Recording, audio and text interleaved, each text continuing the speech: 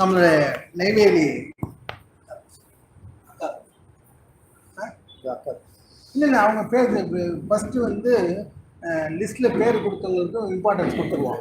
ஆமாம், எல்லோரும் பேசுறதுக்கு அலௌடு இல்லை. ஃபஸ்ட்டு வந்து யார் முன்னின்று ஃபஸ்ட்டு போஸ்டர் கொடுத்த உடனே நான் பேச வரேன்னு சொன்னாங்க இல்லையா, அவங்கள பாராட்டணும் இல்லையா. ஃபஸ்ட்டு அவங்கள தான் ரொம்ப பாராட்டணும். அவங்களால ஃபஸ்ட்டு பேர் கொடுத்தவங்களுக்கு இம்பார்ட்டன்ஸு, கடைசியாக எல்லாரையும் பேச விட்டுருவோம் டெஃபினட்டாக, யாராக இருந்தாலும். நம்ம சக்தி கணேஷ் வராரு நெய்வேலியிலிருந்து. நம்மளுடைய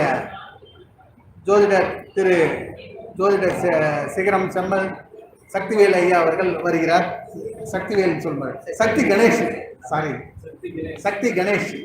சக்திவேல் பக்கத்தில் இருக்கிறதுனால சக்தி கணேஷ். நேரத்தை கற்றுக்கொண்டு உரைகளை எளிமையான முறையில் சுருக்கமாக இருக்கிறனால் அடுத்த பேச்சாளருக்கு இடம் கிடைக்கும் என்பதை முன்கூட்டி நினைவுபடுத்துகிறோம். நன்றி. ஐயா சக்தி கணேஷ் அவர் என்னுடைய உறவினர் கூட. இவர் நம்மகிட்ட நெய்வேலியில் இருக்கார், நண்பர் மற்றும் உறவினர். ஐயா அவர்களுக்கு நம்மளுடைய சங்கத்தின் சார்பாக பொன்னாடை போட்டி.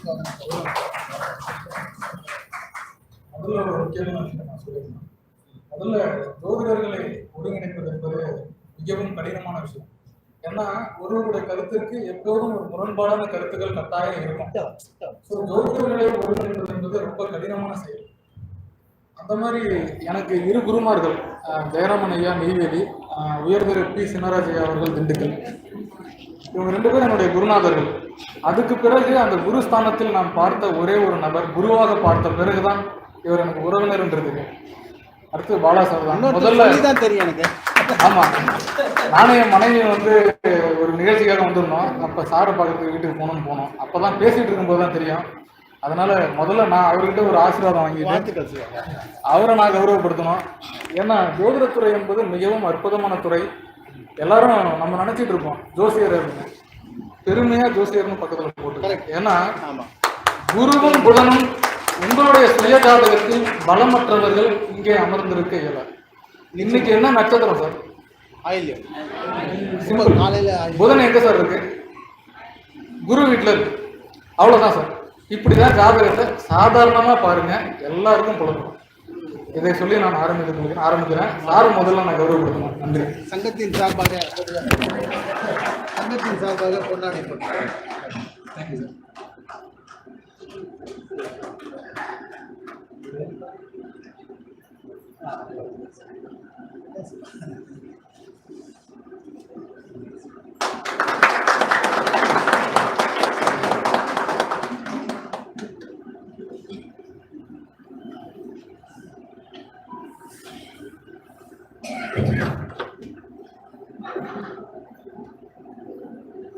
கொஞ்சம் கவனிச்சீங்கன்னா நிறைய முடிச்சுட்டு இருக்கலாம்.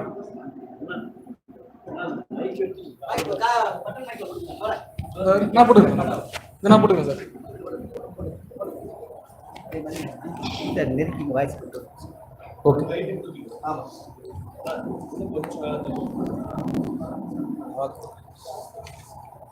எல்லாருமே பஞ்சாங்கம் பயன்படுத்த கற்றுங்க. ஜோதிடத்தை எப்படி அணுகணுன்றதை புரிஞ்சுக்கோங்க. நான் எல்லாரோட வயசுல சின்ன பையனாக தான் அநேகமாக இருப்பேன்னு நான் நினைக்கிறேன். முதல் கண் இங்கே மேடையில் வீட்டிற்கக்கூடிய ஜோதிட குருமார்கள் அனைவருக்கும் எனது சிரம் தாழ்ந்த வணக்கத்தை தெரிவித்துக் கொண்டு அவர்களுடைய ஆசீர்வாதத்துடன் என்னோட சிற்றுரையை தொடங்குகிறேன். அபயம் சீதாராமர் ஐயாவை பார்க்கறதுலாம் ரொம்ப கடினம். இவரெல்லாம் நம்மளை பார்த்தாலே குரு பார்க்குற மாதிரி, பார்த்தாலே போதும். அதாவது குரு பார்த்தால் கோடி குற்றம் குறையும்னு சொல்லுவாங்க. நம்மளாம் இப்போதான் லக்ன கணிதம் போட்டு கிரகங்கள் அடைவு போட்டு நம்ம பலன் சொல்றோம். ஆனா ஒரு ஜாதகத்துல லக்னத்தை போட்ட உடனே குருவை போடுங்க. ஏன்னா குருவோடைய சிறப்பு பார்வை அப்படின்றது 5, 9. 7ஆம் பார்வை எல்லா கிரகத்துக்கும் உண்டு. 5ஆம் பார்வையாக குரு பகவான் எந்த பாவத்தை பார்க்கிறார், 9ஆம் பார்வையாக எந்த பாவத்தை பார்க்கிறார். அவன் ஆதிபத்திய சுபக்கோள் இல்லை ஆதிபத்திய அசுபக்கோள்லாம் அப்புறம். குரு பார்த்தால் கோடி குற்றம் நீங்கும் அப்படின்றது அடிப்படை. அத மாதிரி இந்த மாதிரி குரு பார்வை அப்படின்றது நம்மளுக்கும் மேடை கிடைக்கலன்னு யாரும் வருத்தப்படக்கூடாது. ஏன் மேடைன்ற தத்துவம்னா, இங்க பாருங்க, இப்படி உட்காந்துருப்போம். சூரியனார் கோயிலுக்கு யாரும் போயிருக்கீங்களா? சூரியனுக்கு எதிர்க்க குரு இருக்கும். எல்லா கோயிலையும் பார்த்தீங்கன்னா அந்த தேவதைகளுக்கு எதிர்க்க பார்த்தீங்கன்னா அதனுடைய வாகனம் இருக்கும். ஆனா சூரியனார் கோயில்ல மட்டும் பாத்தீங்கன்னா சூரியன் எதிர்க்க பாத்தீங்கன்னா குரு பகவான் இருப்பார். ஏன்னா அந்த பிரபஞ்சத்துல குரு பகவான் சூரியனை எதிர்நோக்கும் திறன் சிவராஜ யோகம்னு பேரு ஜாதகத்துல இருக்கு. சிவராஜ யோகம், அதாவது சூரியன் தான் வந்து மனிதர்கள் ஜீவித்து இருக்கக்கூடிய ஒளிக்கதிர்களை நமக்கு தருது. மனிதன் வாழ்வதற்கு ஆதாரமே அதுதான். அப்பனா குரு என்பது எவ்வளவு பிரதானமான கிரகம். இந்த சார் வந்து ரொம்ப ஆர்வமா இருந்தாரு. அவர் என்ன கலர் சட்டை போட்டுக்காரு பாருங்களேன், மஞ்சள் கலர் சட்டை போட்டுக்காரு. உண்மை சார், இதெல்லாம் தத்துவம். நீங்க எல்லாம் சிம்பிளா புரிஞ்சுங்க, சரிங்களா? இப்போ ஒரு பேசிக் கான்செப்ட் மட்டும் நான் சின்னதா பேசி முடிச்சுக்கிறேன். ஜாதகத்தில் பலன் எடுக்கும் விதம் எல்லாருக்குமே குழப்பம் இருக்கும், நிறைய கன்ஃபியூஷன் வச்சிருப்போம். எப்பவுமே நம்ம சிம்பிளா புரிஞ்சுங்க. ஒருவர் வந்து ஒரு ஜாதகத்துல பலன் எடுக்கிறதுக்கு எந்த கிரகத்தையும் பார்த்து கன்ஃபியூஸ் ஆக வேண்டாம். எந்த கிரகமாச்சும் வக்கரமா இருக்கட்டும், அஸ்தமனமா இருக்கட்டும், அஸ்தங்கமா இருக்கட்டும், கிரகண தோஷத்துல இருக்கட்டும், சனி செவ்வாய் கூட எல்லாம் சேர்ந்து இருக்கட்டும், அதெல்லாம் ஒரு பக்கம் அப்படியே வச்சுட்டு தசாநாதன் புத்திநாதன் இது ரெண்டை மட்டும் எடுத்துங்க. அந்த இரண்டினுடைய கிரக காரகம் என்ன? ஒருத்தருக்கு குரு தசை நடக்குதுன்னா அவங்க வீட்டில் மங்கள காரியங்கள் நடக்கும், குழந்தை பிறப்பு நடக்கும், வீடு குடி போவாங்க. அதாவது மங்கள காரியங்கள் குரு தசையில கட்டாயம் நடக்கும். அது ஆதிபத்திய அசுப கோளாக இருந்தாலும் கிரகங்கள் தனது காரகத்தை செய்வதற்கு கடமைப்பட்டவைகள். புதன் மகாதசை ஒருத்தருக்கு நடக்குது அப்படின்னா நிறைய பேர் சொல்லுவாங்க கடன் வாங்கிடுவாங்க அப்படின்ட்டு. ஏன்னா காலபுருஷனுக்கு அது 6ஆம் அதிபதி, ஆனா அவன் 3ஆம் அதிபதி. அதையும் புரிஞ்சுக்கணும். இடமாற்றம் ஏற்படும். வீடு கட்டி குடி போவாங்க சார், இருக்கிற வீட்டுல இருந்து வேற வீட்டுக்கு போவாங்க. எப்படி? கீழ் வீட்டுல இருந்தா மேல் வீட்டுக்கு போயிடுவாங்க, மேல ஒரு வீடு கட்டி மேல போயிடுவாங்க. ஏன்னா நம்ம தங்கபாண்டியன் ஐயா சொல்லும்போது சிம்பிளா ஒரு வார்த்தை சொன்னாரு, இருக்கிறதுலே மிக அதிகமான தசா காலம் உடைய கிரகம் புதன், சுக்கிரன். சுக்கிரனுக்கு அடுத்தது ராகு, ராகுக்கு அடுத்தது புதன். அதனாலதான் ராகு போகக்காரகன் அப்படின்னு சொல்லக்கூடியது. ரொம்ப சிம்பிள் கான்செப்ட் தான். நீங்க வந்து புதன் தசை வந்து போச்சு, நம்ம கடன் வாங்கிறோம், நோய் விட்டுடுவோம், மருத்துவ செலவுகள் கூட ஆயிடும், பயப்படக்கூடாது. தசாநாதனுக்கு வீடு கொடுத்த கிரகமும் தசாநாதனுக்கு நட்சத்திர கால் கொடுத்த கிரகமும் தான் அந்த கிரகத்தை இயக்கும். ஒரு கிரகம் சுக்கிரன் வந்து மீனத்துல உச்சம் அடைஞ்சிருக்குன்னு வச்சுக்கோங்க, குரு வந்து நீசம் ஆயிடுச்சு அப்படின்னா அந்த சுக்கிரனோட பலன் எப்படி இருக்கும்? சைலண்ட் ஆயிடும். தீய பலன்களை செய்தோ இல்லையோ நல்ல பலன்களை கண்டிப்பா செய்யாது அப்படின்னு எடுத்துக்கலாம், சரிங்களா? நல்ல பலன்களை ஆதிபத்திய ரீதியா அசுப கோளா இருந்ததுன்னா, சுப கோள்களா இருந்தா தீய பலன்களை செய்வதிலிருந்து விலகிவிடும் அப்படின்னு எடுத்துக்கலாம். ஆனா அந்த கிரகமோட ஸ்தான பலம் என்பது இங்கதான் இருக்கு. 3 நட்சத்திரத்துல அந்த வீட்டுல இருக்கும் கிரகம். பூரட்டாதி, உத்திரட்டாதி, ரேவதி 3 நட்சத்திரத்துல இருக்கும். இந்த 3 நட்சத்திர அதிபதிகள் ஜாதகத்துல எப்படி இருக்காங்கன்றத பாருங்க. இது 3த்தையும் டிசைட் பண்ண பிறகுதான் நீங்க அந்த கிரகத்தினுடைய திசை எப்படி இருக்குன்றத சொல்லணும். இதுதான் பேசிக், இதுதான் அடிப்படை. இது நீங்க புரிஞ்சுக்கலன்னா வேஸ்ட். நம்மளால பலன்லாம் சொல்லவே முடியாது, கடைசி வரைக்கும் சொல்ல முடியாது. ஒரு கிரகம் நின்ற ஆதிபத்திய பலன் வீடு கொடுத்தவனிடமும் கால் கொடுத்தவனிடம் தான் இருக்கு. வீடு கொடுத்த கிரகமும் தான் கால் கொடுத்த கிரகமும் தான் டிசைடிங் அத்தாரிட்டி. இது ரெண்டுமே இல்லைன்னா இல்லை, ஒன்றும் இல்லை. அடுத்தது அம்சத்தை பாருங்க. நவாம்சம் புரியலனாலும் பலன் சொல்ல முடியாது யாராலையும். அப்ப நவாம்சம்ன்றது தெரிஞ்சுக்கணும், நவாம்சத்தையும் போட தெரிஞ்சுக்கணும். டிவிஷனல் சார்ட் D16 வரைக்கும் இருக்கு, நிறைய பேருக்கு தெரிஞ்சிருக்கும். அப்ப வர்க்க சக்கரங்கள் அந்த நாலேஜ் வேற. ஆனா பேசிக்கா ராசி சக்கரத்துல எப்படி பயன்படுத்தி விதிகள் எடுக்கணும்ன்றத புரிஞ்சுக்கணும். குரு நீசம் ஆயிடுச்சு, இவர் குழந்தை பிறப்பே இல்லைன்னு சொல்லக்கூடாது. 5ஆம் அதிபதி எடுக்கணும், 5ஆம் அதிபதி எடுக்கணும். குரு நின்ற நட்சத்திரத்தை எடுக்கணும், 5ஆம் அதிபதி நின்ற நட்சத்திரத்தை எடுக்கணும், 2 பேரையும் எடுக்கணும். அப்புறம் சார் ஒருத்தர் சொல்லும்போது பீஜ பலம் கேத்திர பலத்தை பத்தி சொன்னாங்க, புத்திரஸ்தானத்துக்கு, அதையும் எடுக்கணும். அதே மாதிரி கணவன் மனைவி இருவர் ஜாதகமும் தேவை பலன் சொல்றதுக்கு. தீய பலன்கள் நல்ல பலன்கள் நடக்குமா நடக்காதா, வீடு கட்டுவாங்களா கட்ட மாட்டாங்களா, நோய் வருவாங்களா கடன் வருவாங்களாம் பாக்குறதுக்கு கண்டிப்பா வந்து பேசிக்கா நம்மளுக்கு 2 பேரோட சார்ட் வேணும். இல்லைன்னா அதுக்கு தாண்டி பிரசன்ன முறைகள் இருக்கு, 36 வகையான பிரசன்ன முறைகள் இருக்கு. இதெல்லாம் பயன்படுத்தி பலன் எடுக்கலாம். அப்ப பேசிக்கா ஒருத்தர் வந்து ஜாதகத்துல பலன் எடுக்கணும் அப்படின்னா மெயினா தசாநாதன் நின்ற வீடும் அந்த கிரகம் நின்ற நட்சத்திரமும் அதிபதியும். அந்த தசாநாதன் நின்ற நட்சத்திராதிபதி எந்த பாவத்துல கனெக்ட் ஆயிருக்கோ அந்த பாவத்தினோட பலன் எடுத்து சொல்லுங்களேன். எல்லாத்துக்கும் அவங்க ஆமான்னு மட்டும்தான் தலையாட்டுவாங்க. உங்கள்கிட்ட வர கிளைண்ட் முதல்ல அவங்க கிளைண்ட்டை வந்து பேசவே விடக்கூடாது. அப்ப நீங்க பலன் எடுக்கிறதுல துல்லியமா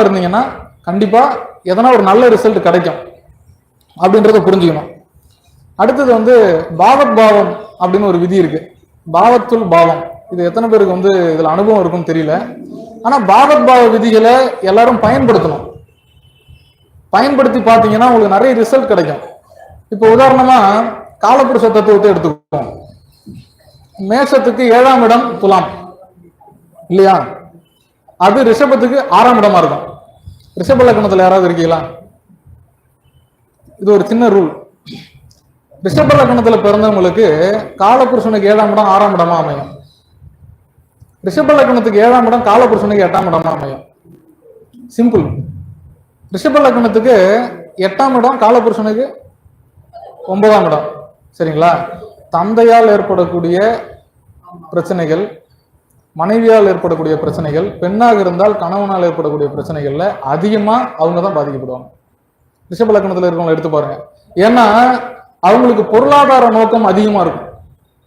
சமுதாய சிந்தனைகளை விட பொருளாதாரத்தை ஈட்டுவதில் நோக்கம் அதிகமா இருக்கும். என்ன ரீசன்னா, காலபுருஷனுக்கு 2ஆம் இடம் அது.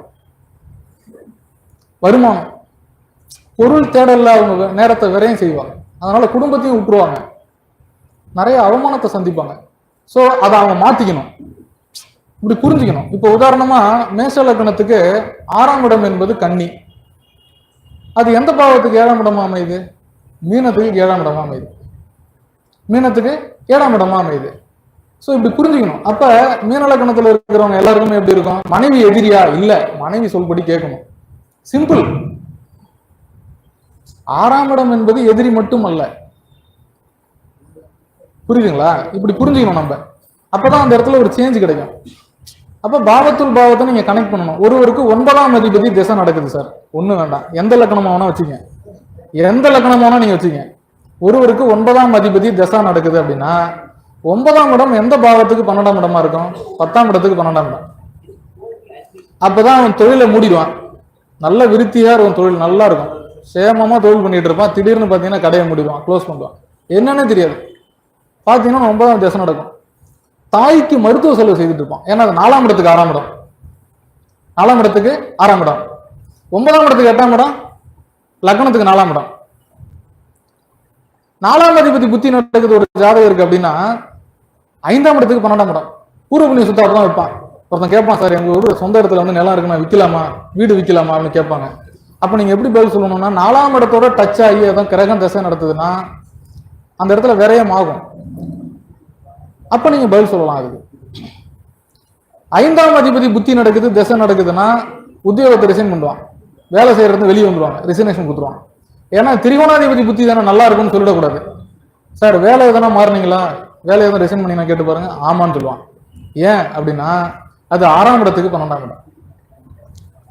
2ஆம் இடத்துக்கு 12ஆம் இடம் எது? லக்னம். லக்னாதிபதி திசை வரும்போது கண்டிப்பா வருமானம் மாறும், அல்லது பெருகும், அல்லது குறையும்.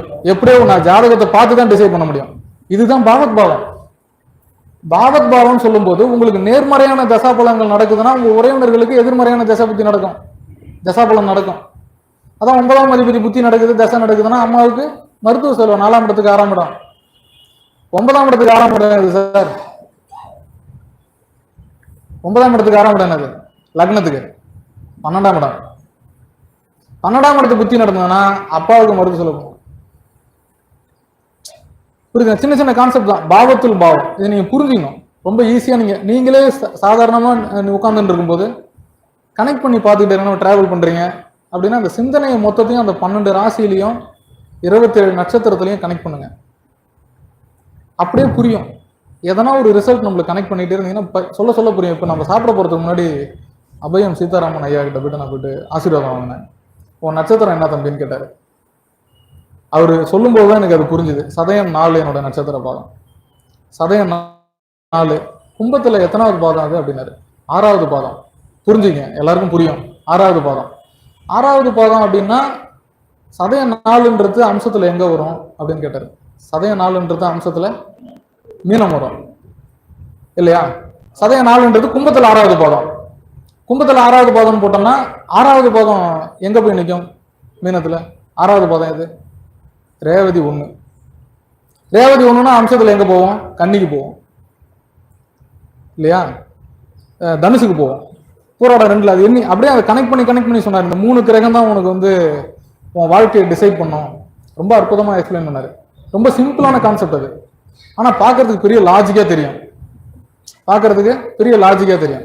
ரேவதி 1வது பாதம்ன்றது இதுல எத்தனை உத்திரட்டாதி 4 5 இதுல மீதி வந்து குருவோட நட்சத்திரம் இருக்கு. அதை நீங்க எல்லாத்தையும் எண்ணணும். என்னன்னா எத்தனாவது பாதமா வருதோ அது கொண்டு அங்க அது திருப்பி எண்ணணும். ரொம்ப அற்புதமா கனெக்ட் பண்ணி சொன்னாங்க.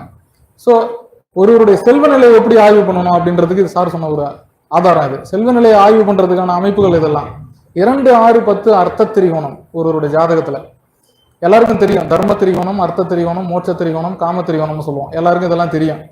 இப்ப ஒருவருடைய செல்வ நிலையை ஆய்வு பண்ணணும். ஜாதகத்துல எனக்கு பணம் வருமா பாருங்க, சம்பாதிக்குமா பாருங்க, என்னுடைய செல்வ நிலை எப்படி இருக்கும், வீடு கட்டுவோம்னா கோடீஸ்வரன் ஆகணும்லாம் கேட்பாங்க.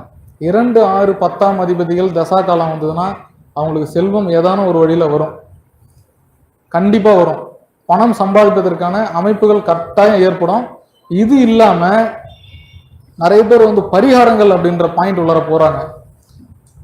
ஜாதகத்துல வழி இருந்தாதான் சார் பரிகாரமும் சரியா இருக்கும். அந்த பரிகாரமும் பலிக்க வேண்டும் என்றால் உங்களோட ஜாதகத்தில் பாக்கியாதிபதியும் பாக்கிய ஸ்தானமும் நல்லா இருக்கணும். அப்பதான் உங்களுக்கு அந்த பரிகாரமும் செல்லுபடி ஆகும். இல்லைன்னா நான் கோயிலுக்கு போக சொன்னோம், நீங்க போனீங்களா சார், நான் மண்டையை சொல்லிட்டு இல்லைன்னு சொல்லிடுவாங்க. போல என்னன்னு அப்படின்வாங்க. என்ன காரணம்? பாக்கியம் கெட்டிருக்கு.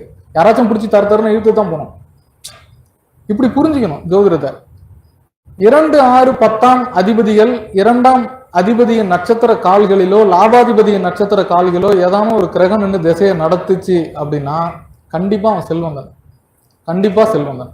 திசை வந்தாலும் போதும், இல்லை திசை வரலனாலும் அந்த ஜாதகத்துல 2 11ஆம் அதிபதிகளோட காலில் எதனா கிரகம் நின்றுச்சுன்னா ரொம்ப அற்புதமா வேலை செய்யும்.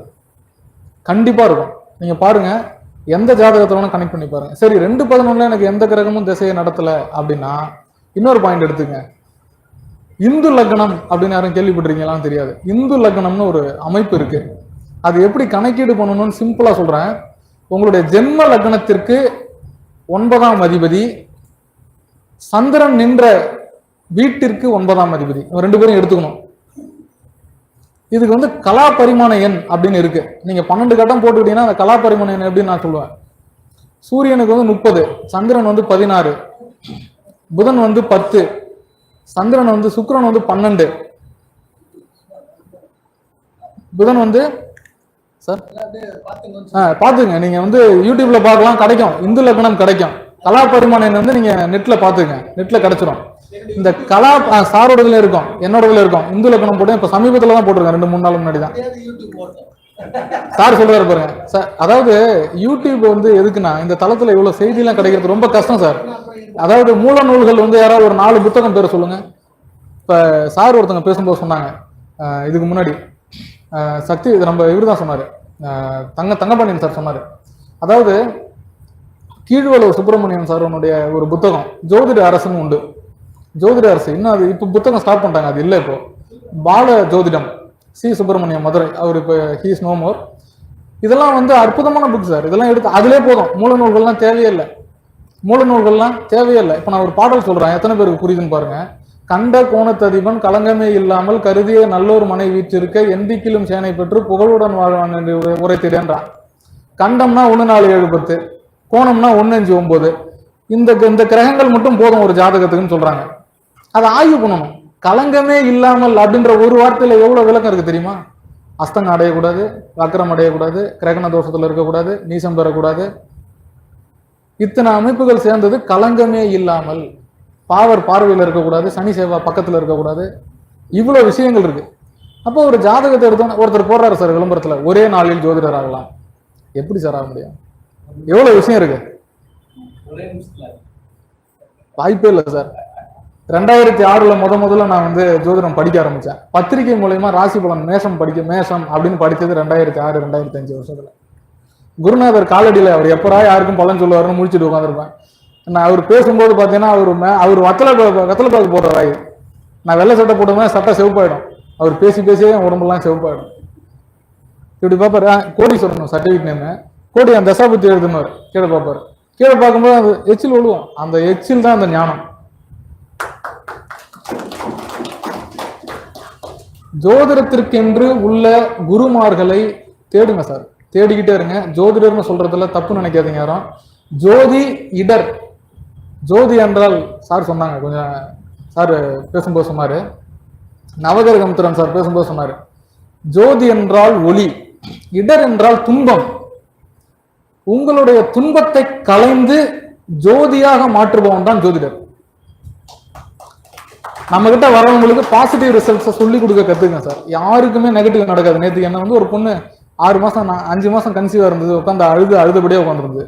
நான் சாக போறேன், நான் சாக போறேன், நான் சாக போறேன். கும்ப லக்னம், லக்னாதிபதி சனி 12ல ஆட்சியாகி நிக்குது. புதன் புத்தி நடக்குது, புதன் 9ஆம் பாவத்துல இருக்கு. நீ ஏமா சாக போற? புதன் புத்தி நடக்குது. ஏன் இப்படி நினைக்கிறேன்னா, நேற்று தான் அதுக்கு புதன் புத்தி ஸ்டார்ட் ஆயிருக்கு. அதனாலதான் என்னை பார்க்கவே வந்திருக்கு. இல்லைன்னா அதில் வந்து பார்க்க முடியாது அந்த பிள்ளையால, இல்லையா? எவ்வளவு ஒரு இக்கட்டான சூழ்நிலைகள் இருக்கிறவங்க நம்மளை பார்க்க வருவாங்க. அவங்களுக்கு நம்ம பாசிட்டிவான ரிசல்ட் கொடுக்கணுமா இல்லையா? பாசிட்டிவான ரிசல்ட் கொடுக்க நம்ம இருக்கோம். ஜோதிடர்கள் இடர் கலைபவர்கள், துன்பம் கலைபவர்கள் தான் ஜோதிடர்கள். என்னோட குருநாதர் அடிக்கடி பி சின்னராஜையா அவர்கள் சொல்லுவாங்க, அடிக்கடி சொல்லுவாங்க, பாசிட்டிவான ரிசல்ட்ஸை கொடுக்க கத்துங்க. எல்லாரும் பாசிட்டிவான ரிசல்ட்ஸை கொடுக்க கத்துங்க.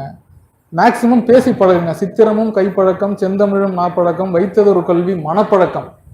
வைத்ததொரு கல்வி மனப்பழக்கம். நித்தமும் நடையும் நடைப்பழக்கம். நடக்கலன்னா கால் வீங்கிரும். 1 கிலோமீட்டர் போனா கால் புசு புசுன்னு வீங்கிரும். நித்தமும் நடையும் நடைப்பழக்கம். நித்தமும்னா எப்போதும் நடக்கணும்ன்றான். நித்தமும் நடையும் நடைப்பழக்கம். அப்ப நம்ம எந்த மாதிரி நம்மளை வகுத்துக்கணும், நம்மளை செதுக்கிக்கணும்ன்றது எதனா ஒரு டூல்ஸ் நீங்க பயன்படுத்துங்க. ஜோதிடத்துல தசாபுத்தியோட எதனா ஒரு ரூல்ஸ் நீங்க வச்சு ஃபாலோ பண்ணீங்கன்னா எல்லாருக்கும் பலன் சொல்ல முடியும் அப்படின்றத சொல்லி இந்த வாய்ப்பினருக்கு நன்றி கூறி அமர்கிறேன். ஜோதிட சக்தி கணேசன், நெய்வேலி. நன்றி. நன்றி சார், நன்றி. சொல்லுங்க. 9600840681 9600840681 சக்தி கணேசன், நெய்வேலி. அடுத்து நன்றி திரு சக்தி கணேசன், நன்றி. ரொம்ப நிறைய பாயிண்ட்ஸ் நிறைய சொல்லியிருக்கீங்க. ஸோ அடுத்து வந்து